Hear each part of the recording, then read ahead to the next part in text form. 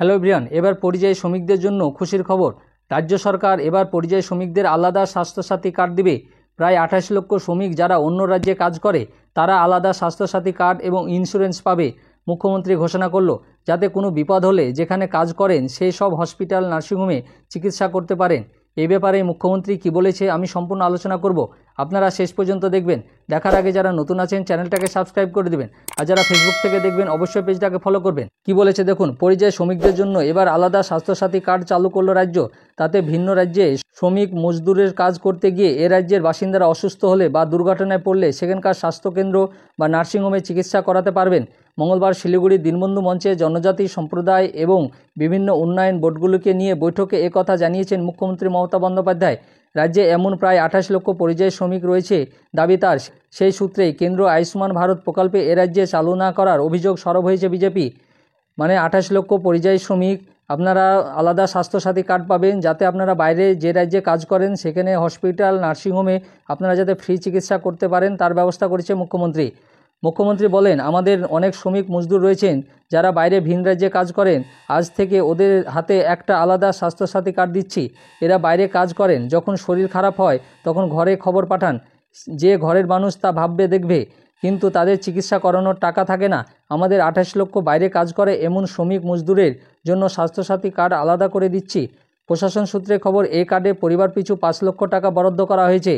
মানে আপনারা পরিবারেও একটা স্বাস্থ্যসাথী কার্ড থাকবে মেয়েদের, যাতে 5 লক্ষ টাকা পর্যন্ত আপনারা চিকিৎসা পাবেন, এবং আপনাদের আলাদা স্বাস্থ্যসাথী কার্ড থাকবেন তাতেও 5 লক্ষ টাকা পর্যন্ত চিকিৎসার সুযোগ পাবেন।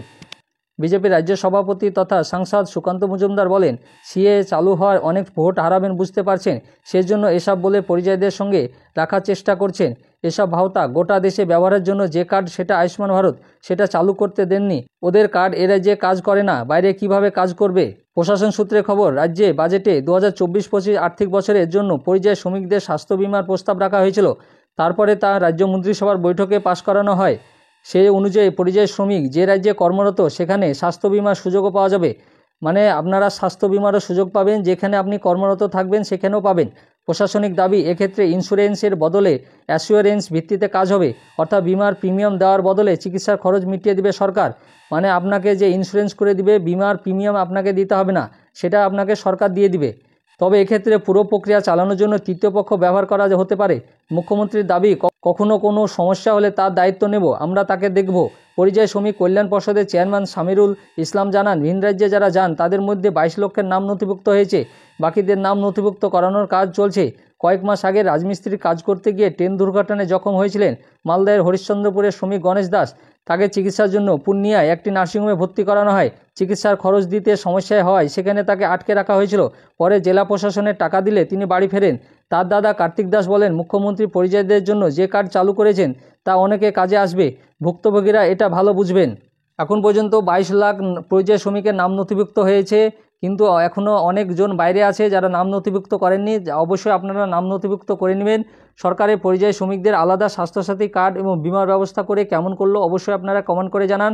আমার এই ভিডিওটা ভালো লাগলে লাইক এবং শেয়ার করে দিবেন, আর যারা নতুন আছেন চ্যানেলটাকে সাবস্ক্রাইব করে দিবেন।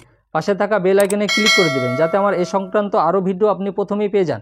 আর যারা ফেসবুক থেকে দেখবেন অবশ্যই পেজটাকে ফলো করবেন। ধন্যবাদ।